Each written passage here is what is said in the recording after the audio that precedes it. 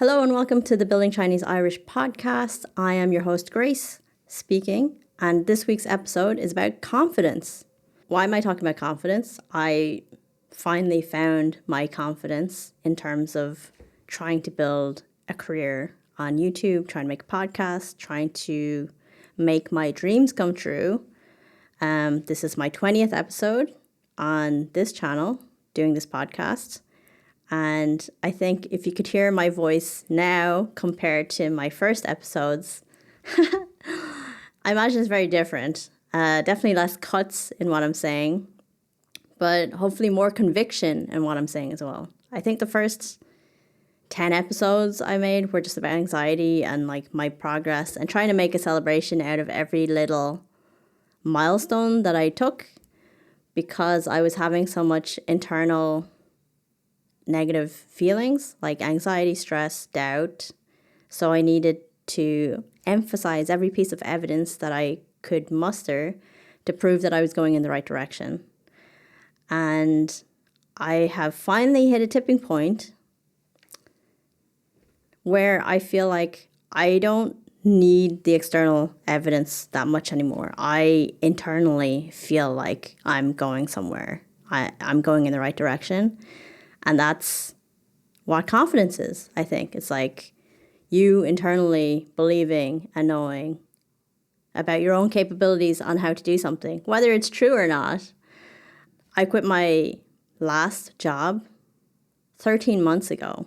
I had a tech job that was super toxic and I was burnt out. I asked to leave and it took me a couple of months to kind of de-stress after that. And I decided I need to do my own thing. I've had a couple of jobs and none of them, there was always like something missing.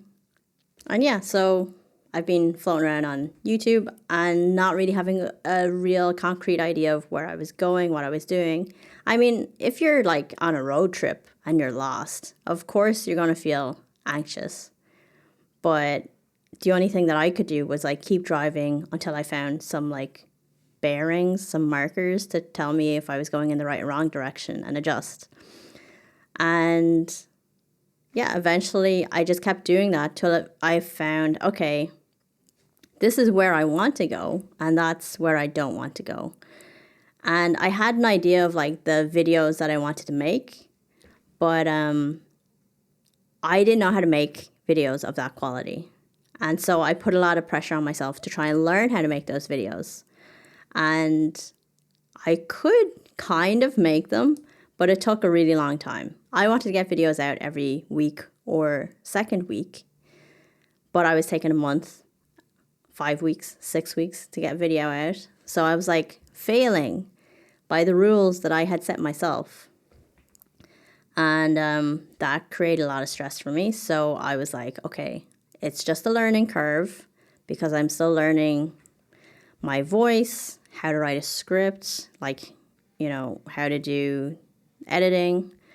But once I figure that out, the production time for making the video should go down. So I was doing that, but even doing that, I was like, I don't see how I can get from like 1 month down to 1 week, even with these incremental improvements. So then I started watching YouTubers, how to edit faster, whatever. And I recently just had a breakthrough. In the past like 2-3 weeks, I've had a breakthrough. And I just want to share that on how I actually like got my confidence. Got from feeling completely lost to feeling like, okay, I have this under control. I was like, you know, reading the book upside down and then just being like, oh, I could have just turned it around and now it's easy. Like, it's like that dumb. So what happened? So basically I was looking on YouTube, just like tips on how to edit faster. I did find some like really useful information from this YouTube channel called Bog, where he explains how he edits a YouTube video. And I watched him editing his video and he was so fast. He had keyboard shortcuts and it was just like doing the thing. He wasn't like clicking with the cursor to do stuff. He was just like keyboard shortcutting everything. And he said, you have to set up the keyboard shortcuts on your left hand. So everything is accessible with the left hand of the keyboard. So you're not wasting time like moving your right hand from the mouse to the right side of the keyboard to push something. That wastes too much time. Left hand only. And I was like, left hand only? I'm using the mouse to go up to the menu on the top and like scroll down. And, I was just like, oh my God, I'm using this program like an old person. It's like the equivalent of me watching my mom use the internet. That's how I was editing, like really slowly. And I didn't realize it until I saw him edit. And I was just like, oh, yeah, that's going to make me at least 3-4 times faster than what I'm doing editing. And then I read the comments, and the comments were like, oh, this is really painful to watch because he's so bad, he's so slow. And I was like, okay, these pro editors are shitting on this guy who I am like amazed by. Like, how amazing are these pro editors? Like, how fast are they? So that kind of made me realize, whoa, I'm playing completely the wrong game here. I was like, okay, I set up my keyboard shortcuts left hand only, and then I had to learn how to kind of like use them. So it's going to take me time to kind of like learn how to use these instinctively, but I can see how one can edit much faster. So this is one thing. How do the pros actually work? Am I working like that? Like in detail, not like the bullshit of like, you just have to dream big and try harder and like improve every time 1%. It's like, yeah, that's obvious, but like exactly what are you doing? Let me compare side by side, me versus this person's workflow, spot the difference. I think that's way more helpful. So that was one thing, how to edit faster. And then the next thing was like editing in such a way where I don't feel like I have to cut every single pause, every single like my filler words, and just feeling more comfortable on the camera to talk like how I normally talk in real life. And I realized like part of this, where that came from of like why I was like compulsively cutting all of these spaces, is because I was watching like YouTube videos of Mr. Beast saying like that's what he does to keep retention up, and that's, everyone should emulate that. And, I stopped doing that in my last podcast video and the previous one. That helped a lot in terms of like speeding up my edit, at least for these podcast videos. And then I tried taking that mindset and putting it on my main channel videos, like the Chinese Irish kind of main channel YouTube videos. Like I had this long video that I've been working on. And the concept of the video was like video game, like regular computer games are amazing teaching tools, and they teach way better than learning apps teach you. And the idea was that like it's about time on task. Because you're like enjoying playing the game, you spend more hours in the game, and therefore you learn how to play the game really well. Whereas the learning apps, in my case, language learning apps, something like Duolingo, that is not inherently fun to play. Like you have to be self-motivated to play. Nobody plays Duolingo for fun, and nobody says they play Duolingo, they use Duolingo. So, no matter how good it is, if there's less time spent on task, you're not really going to learn that much. So proficiency comes from repetition. So you have to like do the same things over and over and over again. And another problem with Duolingo is that like you cover this topic and then you've got it right once, and then you move on to the next topic and you get that right once, and then you move on to the next topic. So your language score can go up. So you can feel like you're accomplishing a lot, you're covering a lot, but you never really like get any depth of knowledge. All of those things that you covered never become instinctual, Mike Tyson's trainer, Customato, he'd say like you'd have to like drill the same exercises with his boxers. It wasn't good enough for it to be muscle memory. It's like you have to get it into their bones, it has to be like instinctual. And that's how you really learn something, especially like learning a language where you have to speak. You can't like just close your eyes and think about the conjugation tables and then like reply slowly. It has to be like instinctual. So yeah, sorry, I went on a little rant. So I was making this video And I was like making it way overcomplicated because I actually wanted to just introduce the topic of me having made my own language learning game. Like I tried to make a little mobile language learning game that I could play myself to learn vocabulary. And I wanted to be able to introduce that in an interesting way. And that ended up me kind of like deep diving into like my favorite game, which is Helldivers, comparing that against Duolingo. And that took weeks because I'm not an expert in Duolingo, so I had to research Duolingo. And then I actually had to break down the game mechanics. And it was just like, this is too much. This is too much. Like, all I really wanted to do was like create a video to introduce the idea that, I made my own language learning game. I mean, it's not very good, but like I had a problem. I wanted to study without it being boring. And then I made this little app, this little game to do that. And it wasn't boring. It's fun. And I just overcomplicated the video because I was trying to I mentally was comparing myself to like the top YouTubers, the ones that get the millions of views and stuff. And I was like, okay, this is going to be like a great YouTube topic to get like anyone who's vaguely interested in games or language learning to like kind of come and watch my video and then like whatever. So it's like a broad attraction, a broad interest, as opposed to like if I just introduce, hey, here's my game that I made, not that many people is going to click on that. But I am just me, I don't have like a team of editors or whatever. But like in my mind, I'm like comparing my production value to those people's production value. And it's really dumb because like, one, I don't have the experience, and two, I don't have the team and everything else, So in my mind, I was like, I just need to learn how to do this anyway, myself. And then I'll get better at it. And then I'll be able to do it, like make these kinds of quality videos. So I had this going on. And then having done my podcast where I spent more time talking slowly, calmly, I decided to recreate that video. So like get out the stuff about Helldivers versus Duolingo, just have it be about my game and talking to the camera.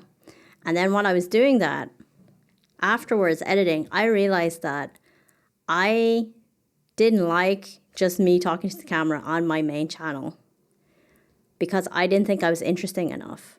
Like I need to jazz it up with memes. I need screen shares. I need to talk about technology that other people are interested in. Me being just me is maybe not interesting enough. So I would like minimize me on the camera as much as possible. I kind of realized if I wanted to produce faster, I need to accept that I am good enough to keep people's attention and not be so insecure to replace myself with memes and, screen share.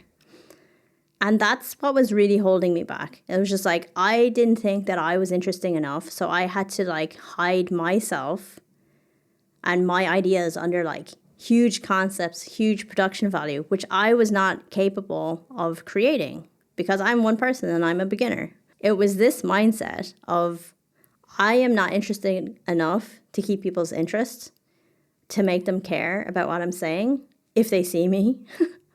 But if they hear my voice while I'm showing them something is okay for some reason. Getting rid of this mindset and saying, look, I want to make videos about my projects and they're my videos. Like, don't be so insecure about myself. If I'm going to get a video a week out, I need to have me on camera more because like doing all the graphics and the memes and stuff, that takes a lot of time to find the right thing. And also I don't need these huge concepts, it's just like one of the cool things about Bog's YouTube channel, like he just has like these tiny concepts. Like I bought a new Mac. What's new about it compared to my old Mac? And watching that, it's like, who's watching this? Or it's like, I played Wordle today, and then he's just playing Wordle. But he's getting hundreds of thousands of views. And I was like, it's because he uploaded consistently and people like listening to him. I mean, like, I was watching it while I was like thinking, who's watching this, you know? It's because like his other videos that were like higher effort, I enjoyed very much. So I followed him to the videos that were not so high effort, you know? And that was fine with me because I know what I'm going to get with this guy and it's enjoyable. And I was like, okay, so not all of my videos have to have such a high concept. Some of them can be like smaller. So that took some pressure off of me. So it's like less production value. That helps me. Smaller concepts. That helps me. More time on camera where I'm just talking. That helps me. The biggest thing of all was watching like all these clips pop up in my algorithm of this thing called Streamer University. And it was about a bunch of people who want to be Twitch streamers. And some Twitch streamers who are famous set up a university.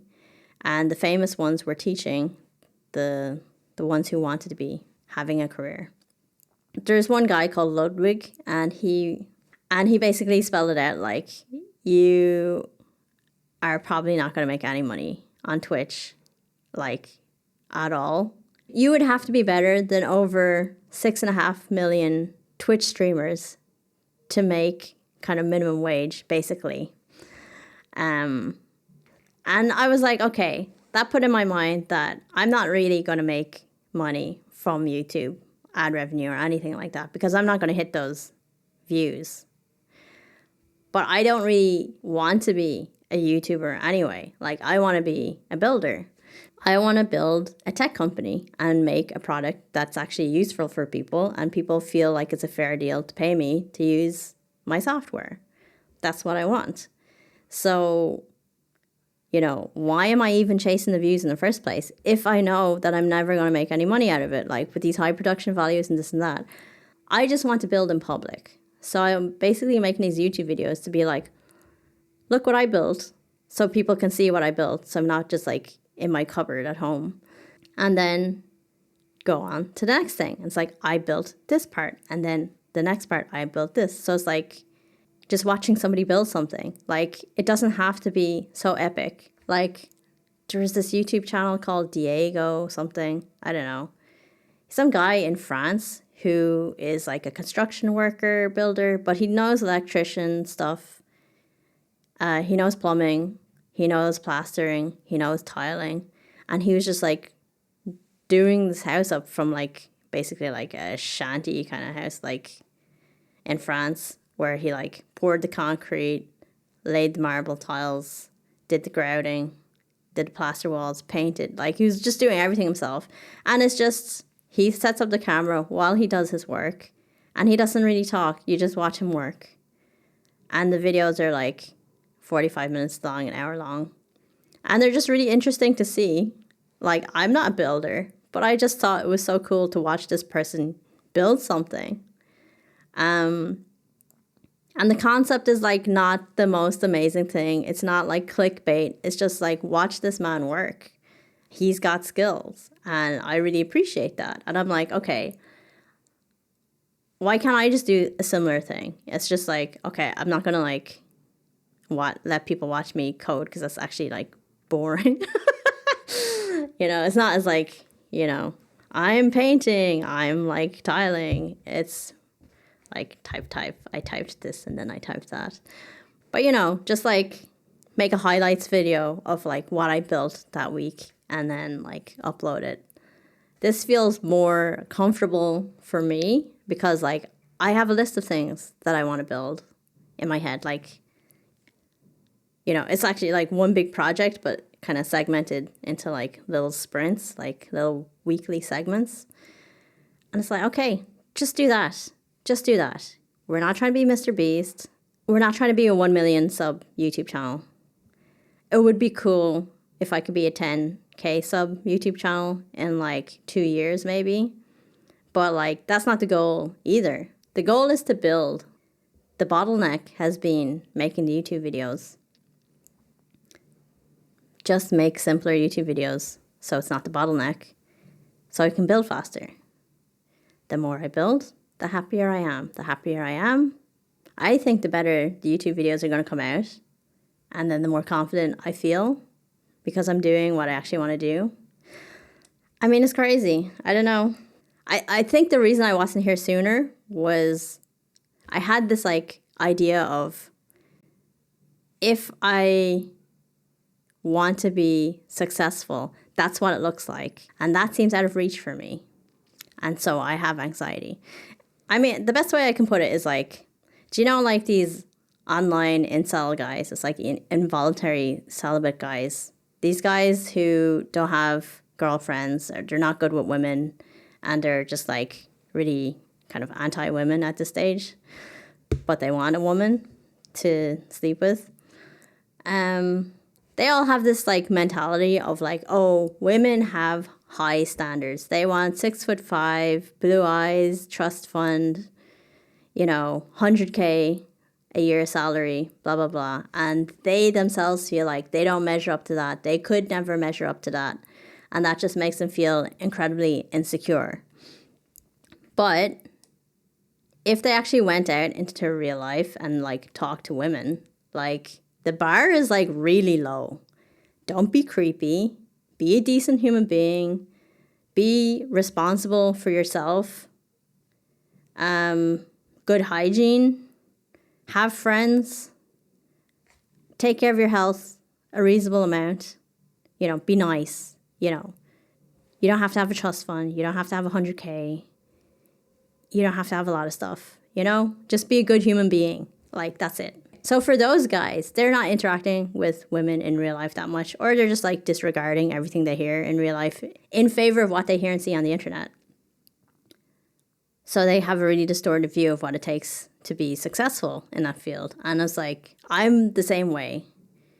I'm like a content creating incel.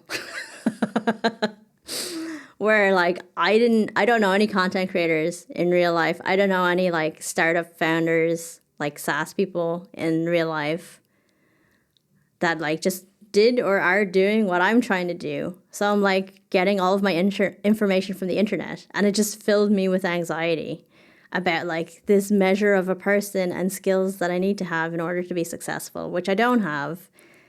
But, that's not real life. I mean, there is a section of YouTube which is like boring businesses on YouTube, generating sales, getting people to their business.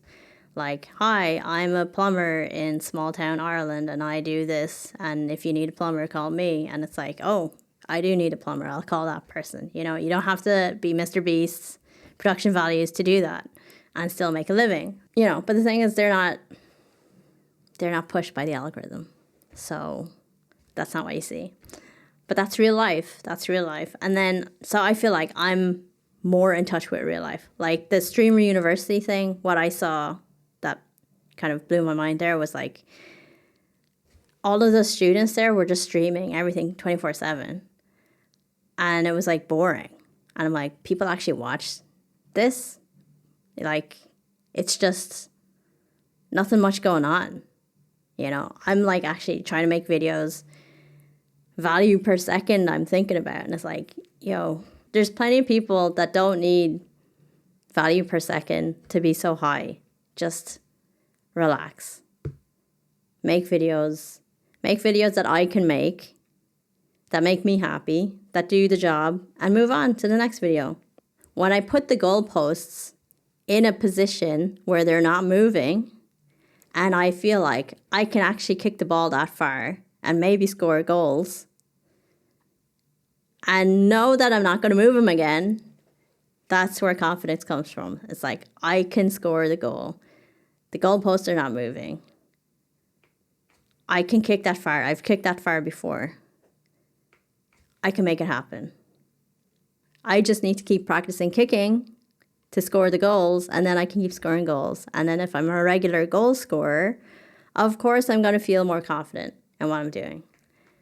And I feel like for me, the goal scoring is not even about how many views my next video gets. It's just like how quickly I can put it out and how good I build what I'm building is. Those are two things that are within my control. The view count is not within my control. And that makes me feel more confident too. What I care about most is within my control to get better at. So yeah, I feel confident. I feel good. Finally, you know. It took a long time to get here. It took a long time to explain this as well. I'm sorry, this is like a long, ranty, roundabout episode. But I feel really good. I feel confident. I hope you can feel the energy. Things are changing for this channel and for me and for the other channel. And if you made it to this far listening to me rant and talking, congratulations. I think you're a special breed of human being to listen to like a no listeners podcast or no views YouTube video and still give it a chance. So my question to the audience is, what is a goal or a project that you had where you thought that the standard was like crazy high and you like pushed yourself like really hard to get there, and then once you kind of made some progress you realize, oh, the standard isn't like that at all, like it's like much lower and like I can actually just be myself and like get there. I feel like the answer for probably everyone is dating. You know, I think like when people start dating, they think that they have to be someone else, this amazing person. And then like the more that you get into it, it's just like, no, like I am good enough to like attract people. Now it's about like just making sure that I'm matching with the right person, you know. I feel like that's probably the most common response to that question. But, you know, whatever your answer is, let me know. Okay, so that is it for today's episode. Thank you very much for listening and or watching. Hope you have a great day. Goodbye. Confidence. Have a confident day. You can do it.